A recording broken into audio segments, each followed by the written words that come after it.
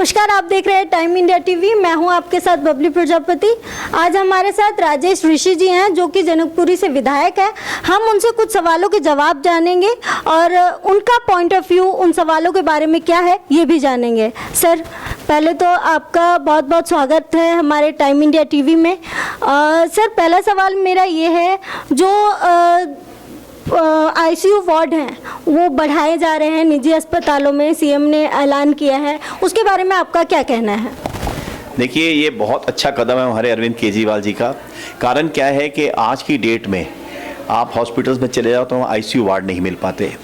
जब जैसे जैसे कोरोना की दूसरी लहर एक तेज़ी से आना शुरू हुई है, जिसके कारण लोग बीमार हो रहे हैं, बुजुर्ग, उनके लिए आईसीयू की बहुत ज़रूरत पड़ती है। तो सरकार ने एक बहुत अच्छा कदम उठाया है कि आईसीयूज़ जो हैं प्राइवेट हॉस्पिटल्स को छूट दी है कि वो ज़्यादा से ज़्यादा आईसीयू बनाएं अपने यहाँ पर, ताकि लोगों का इलाज हो सके। और आप जान ही रहे हैं कि दिल्ली के अंदर जो हमारे अरविंद केजरीवाल जी ने स्वास्थ्य के क्षेत्र में काम किए हैं, ऐसे काम पूरे हिंदुस्तान में कहीं नहीं हुए। इसलिए दिल्ली की जनता आज अरविंद केजरीवाल जी की सरकार में अपने को सेफ समझती है। सर, मेरा दूसरा सवाल ये है कि जो अभी हाल ही में बयान आया था दुर्गेश पाठक जी का, उन्होंने कहा था कि जो बच्चों को है वो सूखा राशन नहीं मिल पा रहा है। तो इसमें संदीप जी का बयान आया था कि बच्चों को जुलाई से लेके अक्टूबर तक का सूखा राशन मिला है। तो इसमें आपका क्या कहना है? मैं सबसे पहले तो जानना चाहूँगा कि संदीप जी, किन संदीप जी की आप बात कर रही हैं। राशन के मामले में आपको बताना चाहता हूँ कि दिल्ली सरकार ने जो बच्चे हमारे स्कूलों में पढ़ते थे उनको मिड डे मील के तौर पे खाना मिलता था। जब स्कूलों में हाजिरी बंद हुई कोरोना के कारण और बच्चों को ऑनलाइन घरों में शिक्षा दी जाने लगी, तो सरकार ने सोचा कि ये जो मिड डे मील है, ये बच्चों को खाना अब घर में नहीं मिल पा रहा क्योंकि अब घर में रह रहे हैं। तो सरकार ने अपने उन्हीं स्कूलों से मिड डे मील सूखा राशन के तौर पे सबके बीच में डिस्ट्रीब्यूट किया। अरविंद केजरीवाल सरकार पहली सरकार है जिसने मिड डे मील को सूखा राशन लोगों के घरों में डिस्ट्रीब्यूट करने की छूट दी। और स्कूल वालों ने फ़ोन करके, एसएमएस करके लोगों को बुलाया, बच्चे के पेरेंट्स को बुलाया और सूखा राशन यहाँ से बांटा गया। आज भी हमारे स्कूल में थोड़ा बहुत राशन बचा हुआ है क्योंकि बहुत से पेरेंट्स नहीं आए। हमने कई बार कोशिश की उनको बुलाने की, और अभी भी खाना उपलब्ध है। अगर वो चाहेंगे तो अभी भी आके ले सकते हैं हमारे यहाँ स्कूलों में। दिल्ली सरकार ने सबके और अपने सब बच्चों के लिए बहुत अच्छे राशन की व्यवस्था की थी और हमने बांटा भी है, दिया भी है, पहुँचाया भी है। उसके बावजूद हमारे स्कूलों में अभी बचा हुआ पड़ा भी है। अगला सवाल मेरा यह है सर कि जो 2000 जो हैं शराब के ठेके अवैध रूप से अभी भी दिल्ली में चल रहे हैं। ऊपर से दिल्ली सरकार ने जो अनाउंसमेंट की है कि 914 जो है शराब के ठेके जो हैं सरकारी किए जाएं, जबकि अभी 40 जो है शराब के ठेके अभी दिल्ली में चल रहे हैं सरकारी रूप से। उसके बारे में आपका क्या कहना है? देखिए, मैं आपको सबसे पहले ये बताना चाहता हूँ कि जब देश के अंदर अगर शराबबंदी लागू होती है, जैसे आपने देखा कि गुजरात में हुई है और बिहार में हुई है। मैं गुजरात गया था, अभी मैं 12-14 दिन गुजरात रहा, लेकिन मैंने देखा कि शराबबंदी तो हो गई, दुकानें बंद हो गई, लेकिन वहाँ पर बड़ा अच्छा एक नेटवर्क क्रिएट हो गया है घर में डिलीवरी शराब पहुँचाने का। लोगों के घर में फ़ोन करने पे शराब पहुँच रही है। वहाँ पुलिस भी इन्वॉल्व है और वहाँ पे सत्तारूढ़ पार्टी के लोग भी इन्वॉल्व हैं। तो जब ये सब काम हो ही रहा है, जब कोई भी काम अगर छिपके होता है तो उसके अंदर चोरी होती है, चोरी टैक्स की भी होती है, और उसके अंदर डिमांड बढ़ती है तो अवैध शराब आती है, अवैध में नकली शराब भी आती है। आपने कई बार सुना होगा, अखबारों में आता है कि आज 40 लोग अवैध नकली शराब पी के मर गए। ये छोटे छोटे जो ठेके बने हुए हैं, ये सरकारी ठेके नहीं है, ये प्राइवेट दुकानें हैं लोगों की। जैसे कहते हैं ना, सांसी की दुकान खुली हुई है, गली में खुली है, छोटी छोटी गलियों में दुकानें खुली हुई हैं, जो ये लोग बाहर से शराब ला के बेचते हैं। एक तो सरकार के रेवेन्यू की चोरी होती है, दूसरा इसके अंदर मिलावटी शराब वो बेचते हैं अपने प्रॉफिट ज़्यादा खाने के लिए। कहीं कोई गलत ना हो जाए जिससे लोग, हमारे देश के नागरिकों की नकली शराब पीने से हत्या हो जाए एक तरीके से, इसको रोकने के लिए सरकार को प्रयास करने चाहिए। शराब एक ऐसी चीज़ है जिसको सरकार चाहे कि रोक ले, ये हो नहीं सकता। कारण क्या है कि जिसने पीना है वो कहीं ना कहीं से ला के पिएगा, चाहे वो अवैध रूप से लाए, चाहे वो नकली शराब पिए, कुछ ना कुछ करेगा। सरकार ने बहुत अच्छी सोच का काम किया है कि हमारे यहाँ जो अवैध रूप से ठेके चल रहे हैं, जो गलत शराब बेच रहे हैं, टैक्स की चोरी कर रहे हैं, बहुत कुछ हो रहा है, जिससे मोहल्ले वाले बहुत परेशान हैं। जिस मोहल्ले के अंदर शराब बिकती है वो मोहल्ले वाले परेशान रहते हैं, लोगों का आना जाना रहता है, पी के लोग गिरे रहते हैं, पुलिस को कुछ कहो तो पुलिस की मिली भगत से चलते हैं सारे। तो तो सरकार अगर ये काम कर रही है कि हर ठेके में, हर वार्ड वाइज ठेकों की जैसी भी जानकारी, और मनीष जी ने बहुत अच्छी बात की है कि शराब इस तरीके से भी अगर ठेके जो खुले हैं, रोड के ऊपर खुले हैं, भीड़ लगी होती है, नॉनसेंस क्रिएट होता है, इन सबको भी बंद किया जाएगा। मॉल के अंदर जो बहुत ज़्यादा संख्या में खुल गए हैं उनको भी बंद किया जाएगा। एक लिमिट क्रिएट की जाएगी कि ज़्यादा ठेके ना हो, और जो हों वो कम, हर एरिया के अंदर इस तरीके से हों कि डिस्ट्रीब्यूशन भी उनका ईजी वे में हो जाए, और जो अवैध शराब है, जो नकली शराब है, ये भी बिकने से बचे।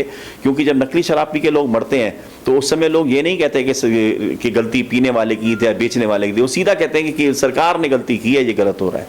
तो सरकार इस चीज़ को एक लिमिट में करने जा रही है, वो अच्छा काम है कि लिमिट में होना चाहिए ताकि गलत तरीके से गलत काम होने से बचे। लेकिन सर बीजेपी जो है इस चीज़ का विरोध कर रही है, उसके बारे में आप क्या कहेंगे?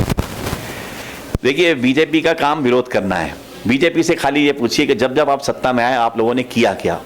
इससे पहले जो सत्ता में आए थे उस समय वाजपेयी जी बने थे प्रधानमंत्री, तो उस समय तो इन्होंने तो एक मंत्रालय बना दिया था, डिसइन्वेस्टमेंट मंत्रालय, जिसमें इन्होंने देश की कंपनियों को बेचना शुरू किया था। विदेश संचार निगम बेची इन्होंने, आईटीसी के होटल्स बेचे। हम ये जानना चाहते हैं कि आप ही की सरकार आने के बाद घाटे में क्यों चलती है, और आप इस देश की बनी हुई जो पुरानी सरकारों ने कुछ बनाया भी है उसको बेचने लग जाते हैं। मोदी जी ने तो हद पार कर ली। मोदी जी ने तो ऐसी हालत कर दी देश की कि देश की सब कुछ बेचने को तैयार है। हमें तो लगता है कि अगले 5 साल फिर ही आगे तो पता चलेगा कि हमारे ये टाइम्स जो मीडिया हमारा ये भी बिक गया, और मीडिया जैसे बिक गए हैं, तो वो तो बेचने में लगे हुए हैं। देख लिए, आज लाल किला बिक गया। सबसे बड़ी बात है कि ये धार्मिक स्थलों को बेचने जा रहे हैं, रेलवे बिक गई, एयरपोर्ट बिक गए, आपका गैस अथॉरिटी बिक रही है।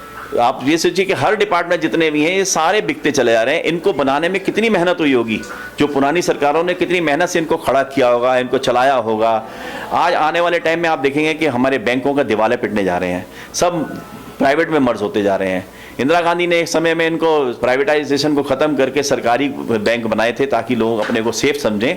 अब तो धीरे धीरे लगता है अनसेफ होता जा रहा है, अनसेफ होता जा रहा है। नागरिक दिल हिंदुस्तान का घबराया हुआ है कि मोदी जी केवल बेचने के अलावा कुछ नहीं कर रहे। झूठ बोलने वाला देश का सबसे पहला प्रधानमंत्री, और झूठ के कारण राज में आया, और आज भी खड़े होकर झूठ बोलते हैं। बांग्लादेश में ऐसा झूठ बोला कि लोगों को शर्म आई। वहाँ की जो मुखिया बैठी है वहाँ पे बांग्लादेश की, उसने तक कह दिया कि ये क्या बोल के गए बताओ। ये पूछो इनसे कि आप उस समय थे कहाँ जब बांग्लादेश का निर्माण हुआ। बांग्लादेश के निर्माण की किसने डिमांड करी? वो तो इंदिरा गांधी ने इनके 2 टुकड़े कर दिए, बांग्लादेश बना दिया। चलो आज बांग्लादेश की आप बात करते भी हैं कि आपने बनवा दिया, तो आप बांग्लादेश की स्थिति हिंदुस्तान से अच्छी है? हिंदुस्तान की करेंसी जो है उसके सामने बिल्कुल डावाडोल हो चुकी है। आज देश का रुपया बिल्कुल कमजोर हो गया है। बांग्लादेश का रुपया हमारे से मजबूत है इस समय, जिसको हमने ही अलग करके बनाया था। देश की जनता अभी समझ नहीं पा रही। अंधभक्त धीरे धीरे अब भक्ति उनकी खत्म हो चुकी है। आने वाले टाइम में अंधभक्ति गाली देते हुए नजर आएंगे। ये बंगाल के अंदर इलेक्शन इनको बता देगा, यूपी का इलेक्शन को बता देगा। धीरे धीरे इनका सूरज डूबना शुरू हो गया है। अब इनका सूरज डूबेगा तो ये सूरज बुझेगा, डूबेगा नहीं। ये समुद्र में जाके बुझ जाएगा, दोबारा नहीं निकलेगा। मैं इसकी गारंटी आपको दे रहा हूँ। सर हाल ही में जो है खबर आई थी कि जो सारी पावर है वो सीएम के हाथों में ना होके एलजी के हाथों में होगी, इसके बारे में आपका क्या कहना है? देखिए, ये है मोदी सरकार। मोदी सरकार जब जहाँ जहाँ नहीं जीत रही वहाँ पे एक नया रास्ता निकालती है अपनी सरकार चलाने का। दिल्ली में ये पहले भी उन्होंने किया था। हम लोग जब सुप्रीम कोर्ट गए, 6 बेंच के अंदर इसका फैसला हुआ, उन्होंने कहा नहीं, जनता के द्वारा चुने गए नुमाइंदे ही सरकार हैं। इलेक्टेड और सिलेक्टेड की लड़ाई मामला था वहाँ पर, हम लोग फिर जीत के आए थे। अब ये लोग कानून के तौर पे इसको लेके आए कि उन्होंने देखा कि कानून बना दो ताकि आगे कोई दिक्कत ना हो। लेकिन एक चीज़ मैं बता दूँ, हमारा अरविंद केजरीवाल एक पढ़ा लिखा मुख्यमंत्री है और पीएम हमारा अनपढ़ है। पीएम के मंत्रालय में अनपढ़ लोग भरे हुए हैं। हमारा अरविंद केजरीवाल इसमें भी कोई ना कोई रास्ता निकाल लेगा। ये लोग चाहे जो मर्जी कानून लेके आ जाएं, लेकिन सत्ता जनता ने अरविंद केजरीवाल को दी है, मोदी को नहीं दी है। इसलिए देश के अंदर जो भी हो, लेकिन दिल्ली के अंदर अरविंद केजरीवाल है, रहेगा। और देश के अंदर भी आने वाले टाइम में आपको खुद नजर आएगा कि आने वाले टाइम में अरविंद केजरीवाल पीएम के लिए एक सबसे बड़ा दावेदार होगा। और मैं कई जगह गया हूँ, वहाँ पे जनता चुपचाप बोलती है कि नहीं सर, अगर होना चाहिए तो पीएम अरविंद केजरीवाल को होना चाहिए, क्योंकि उसने गरीबों की सोची है, गरीबों के लिए काम किया है। अगर ऐसा जो मुख्यमंत्री है आज ये प्रधानमंत्री होता तो दिल्ली के अंदर मिल रहा है वो पूरे हिंदुस्तान की जनता को मिल रहा होता। ये उन्होंने लोगों का कहना है। बहुत बहुत शुक्रिया सर, हमने आपके विचारों को जाना। तो ये हैं राजेश ऋषि जी जिनके हमने विचार जाने।